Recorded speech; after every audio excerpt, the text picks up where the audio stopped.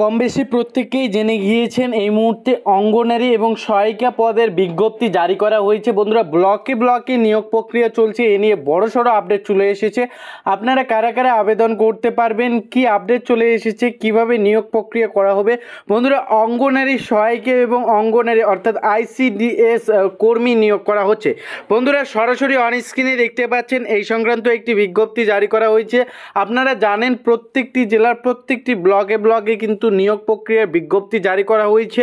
দেখতে পাচ্ছেন কোচবিহার জেলায় 295 অঙ্গনারী কর্মী নিয়োগ করা হবে। দেখতে পাচ্ছেন মাধ্যমিক ও উচ্চ মাধ্যমিক পাশে মহিলাদের জন্য দারুণ সুখবর। বন্ধুরা, লেখা রয়েছে কোচবিহার জেলার অধীনে বিভিন্ন সুসংহত শিশু বিকাশ সেবা প্রকল্পের অধীন অঙ্গনারী কেন্দ্রগুলিতে অঙ্গনারী কর্মী ও অঙ্গনারী সহায়িকা পদে মোট 295 জন মহিলা নিয়োগ করা হবে। বন্ধুরা, শুধুমাত্র কোচবিহার জেলায় কিন্তু 295টি শূন্য পদ রয়েছে অঙ্গনারী কর্মী এবং অঙ্গনারী সহায়িকা পদের জন্য। বন্ধুরা, প্রত্যেকটি জেলার বিজ্ঞপ্তি কিন্তু জারি করা হয়েছে, কতটি ভ্যাকান্সি রয়েছে সে বিষয়ে কিন্তু অলরেডি আমরা ডেডিকেটেড ভিডিও জানিয়েছিলাম। আপনারা চাইলে ডেসক্রিপশন বক্স চেক করে ভিডিওটি চেক আউট করতে পারেন। বন্ধুরা, পাশাপাশি বন্ধুরা প্রত্যেক জেলায় বিজ্ঞপ্তি জারি করা হয়েছে বা এই মুহূর্তে সংবাদ মাধ্যমে কিন্তু খবরগুলি উঠে আসতেছে। বন্ধুরা, লেখা রয়েছে দেখতে পাচ্ছেন, অনলাইনে আপনাদের কিন্তু দরখাস্ত করতে লাগবে অঙ্গনারী কর্মী এবং অঙ্গনারী সহায়িকা পদের জন্য যে 295 জন ভ্যাকান্সি রয়েছে, 95টি ভ্যাকান্সি শূন্য পদ শুধুমাত্র কোচবিহার জেলায়। এর জন্য কিন্তু আপনাদের অনলাইনে দরখাস্ত অর্থাৎ আবেদন করতে হবে 5 আগস্ট 2024 বিকাল 5:30টার মধ্যে।